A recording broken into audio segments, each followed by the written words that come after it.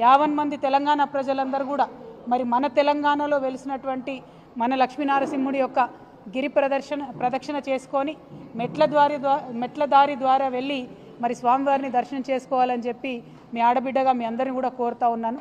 ఆయన మన కొంగు బంగారం లాంటోడు, కోరుకున్న కోరికలన్నీ కూడా తీర్చేటటువంటి చల్లని దేవుడు. మరి అటువంటి దేవుడు కేసీఆర్ గారికి సంకల్పం కల్పించి వారికి శక్తినిచ్చి బలాన్నిచ్చి వారి చేత 1200 కోట్లతోని అంగరంగ వైభవంగా తన కోసం ఆలయాన్ని ఆ భగవంతుడు నిర్మింపజేసుకున్నాడు. మరి ఆ యొక్క ఘనత కేసీఆర్ గారి హయాంలో జరగడం, వారి కింద మేమందరం కూడా ఉండి పనిచేయడం నిజంగా బీఆర్ఎస్ పార్టీ కార్యకర్తలకు నాయకులకు అందరికీ కూడా మా అదృష్టంగా నేను భావిస్తూ ఉన్నాను. మరి యాదాద్రిలో గుట్ట కింద కూడా చాలా పనులు పెండింగ్ ఉన్నాయి. ఆ పనులన్నీ కూడా ఇప్పుడున్నటువంటి ప్రభుత్వం యథాతథంగా కొనసాగించాలని, యాదాద్రి యొక్క వైభవాన్ని కాపాడడానికి అన్ని రకాలుగా ప్రయత్నం చేయాలని చెప్పి కూడా ఈ సందర్భంగా మేము డిమాండ్ చేస్తూ ఉన్నాం. అదేవిధంగా ఉమ్మడి నల్గొండ జిల్లా అంటే ఉద్యమాల కిల్లాగా పేరున్నటువంటి జిల్లా. తెలంగాణ ఉద్యమంలోనైతేనేమిటి, అంతకుముందు సాయుధ రైతాంగ పోరాటంలోనైతేనేంటి అద్భుతంగా తెలంగాణ ప్రజల యొక్క స్ఫూర్తిని యావత్ ప్రపంచానికి పరిచయం చేసినటువంటి జిల్లా ఉమ్మడి నల్గొండ జిల్లా. మరి ఆ ఉమ్మడి నల్గొండ జిల్లా అభివృద్ధి అనేటటువంటిది తెలంగాణ ఉద్యమం అప్పటి నుంచి కూడా మనందరికీ ఉన్నటువంటి కళ.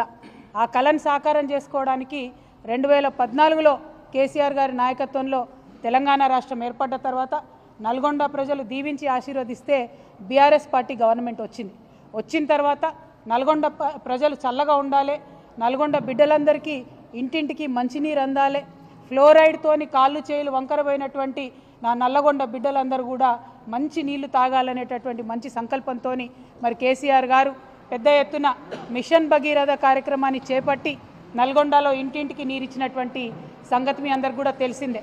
అయితే ఈరోజు మనం గమనించుకోవాల్సింది ఏంటంటే, చాలా గర్వపడాల్సిన విషయం ఏంటంటే, పార్లమెంటు సాక్షిగా నల్గొండలో జీరో ఫ్లోరోసిస్కి తీసుకొచ్చినటువంటి ఘనత బీఆర్ఎస్ది అని చెప్పి పార్లమెంట్ సాక్షిగా చెప్పడం జరిగింది.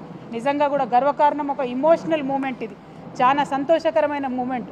ఎందుకంటే 60 ఏండ్లు గోసపడ్డం ఆనాటి ప్రధానమంత్రి మన్మోహన్ సింగ్ గారి టేబుల్ మీద తీసుకుపోయి నల్గొండ ఫ్లోరైడ్ బాధితుడైనటువంటి పిల్లగాన్ని పండబెట్టి ఇది సార్ మా దుస్థితి అని చెప్పుకొని గొల్లున ఏడిస్తే ఏనాడు కూడా కాంగ్రెస్ వాళ్ళు కరుణించి ఒక వాటర్ ప్లాంట్ పెట్టినటువంటి పాపాన పోలేదు.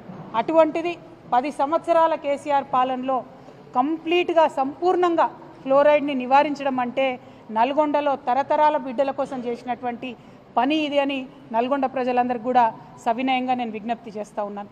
మరి వాళ్ళు అదే ఫ్లోరైడ్ ఉన్నటువంటి ప్రాంతం మూసీని ప్రక్షాళన చేసుకోవాలని చెప్పి ఇంకొక కళ మనకుండే. మరి నిజంగా మూసీ మురికెట్లయిందండి? మూసీకి మకిలు ఎట్లా పట్టింది? మూసీలోకి ఇండస్ట్రియల్ వ్యర్థాలు వస్తుంటే వింత తమాషా చూసుకుంటూ 60 ఏళ్ళు కూర్చున్నటువంటి వాళ్ళెవరు, ఆ పార్టీలు ఎవరు అన్నది కూడా నల్గొండ ప్రజానికం అంతా కూడా దయచేసి గుండెల మీద ఒకసారి చేసుకొని ఆలోచన చేయాలి. తెలంగాణ లేదప్పుడు, ఉమ్మడి ఆంధ్రప్రదేశ్ ఉన్నప్పుడు మనదేం నడవలే, మనదేం సాగలే, సెక్రటేరియట్లో మన వాళ్ళు ఎవరు లేరు. మూసీని ఎట్లా ప్రక్షాళన చేసుకోవాలంటే దాని మీద అధికారం మనకు లేకుండే. ఉద్యమం కోసం పిడికిలెత్తి పోరాటం చేసినన్ని రోజులు కూడా మనం అనుకున్నాం, ఏంది మూసీని మంచిగా చేసుకుంటాం, మూసీని గోదావరిని అనుసంధానం చేసుకుంటాం, మూసీలో గోదావరి నీళ్లు పంపు చేసి కంప్లీట్గా మూసీ పరివాహక ప్రాంతం అంతా కూడా బంగారు పంటలు పండేలాగా చేసుకుంటాం అనుకున్నాం. ఫ్లోరైడ్తోని భూమి కూడా మొత్తం సారం కోల్పోయింది. భూమిలో పండేటటువంటి పంటలు కూడా విషతుల్యమైనాయంటే కేసీఆర్ గారు కన్న కళ, ఎంతోమంది తెలంగాణ వీరులు కన్న కళ ఏంటంటే మూసీ నదిని ప్రక్షాళన చేసుకుంటామని అనుకున్నాం. మనం దానికోసం ప్రాజెక్టులు పెట్టుకున్నాం, దానికోసం ఒక 31 ఎస్టీపీలు కట్టినాం. అంటే వచ్చే నీళ్లను శుద్ధి చేసేటటువంటి 31 కేంద్రాలను కేసీఆర్ గారి హయాంలోనే ట్రీట్మెంట్ ప్లాంట్ నిర్మాణం చేయడం జరిగింది. ఆ తర్వాత మూసీని గోదావరిని కలపాలి. మూసీని గోదావరిని కలపడానికి మనకు కొండపోచమ్మ నుంచి అయితే దగ్గర అవుతుంది. దానికోసం ఒక 1600-1700 కోట్ల రూపాయలు అయితే సరిపోతుందని చెప్పి మనం ప్రాజెక్టులు పెట్టుకోవడం జరిగింది. అంటే మూసీలో 2 ఉన్నాయి అంశాలు, ఒకటి మూసీ ప్రక్షాళన, ఇంకొకటి మూసీ పునరుజ్జీవనం. ఈ 2 కూడా కేసీఆర్ గారి హయాంలో అత్యంత తక్కువ ఖర్చుతోని శాశ్వతంగా పరిష్కారం అయ్యేటటువంటి విధంగా మనం ఆల్రెడీ ప్రణాళికలు చేసి పెట్టినాం. అందులో 31 ఎస్టీపీలు కూడా ఇలా పనిచేస్తున్న విషయం ఇప్పుడున్నటువంటి కాంగ్రెస్ పెద్దలకు కూడా తెలుసు. వాళ్ళ అధికారంలోకి వచ్చినాక ఏం చేసిండ్రు, కేసీఆర్ గారు పెట్టిన 3 ఎస్టీపీలనే ఇప్పుడు మళ్ళీ వాళ్ళు ప్రారంభించి కొత్తగా ఏదో సాధించినట్టు జబ్బలు జరుచుకుంటున్నటువంటి పరిస్థితి మనకు కనబడతా ఉన్నది. ఇవాళ నల్గొండ జిల్లా ప్రజలకు, ఉమ్మడి నల్గొండ జిల్లా ప్రజలకు, అట్లానే తెలంగాణ ప్రజలకు నేను చెప్పేది ఏంటంటే మూసీ ప్రక్షాళన కావచ్చు, మూసీ పునరుజ్జీవనం కావచ్చు, రెండు కూడా కేసీఆర్ గారి మదిలోని ఆలోచనలే. దానికి ప్రణాళికలు కూడా సిద్ధమైనాయి.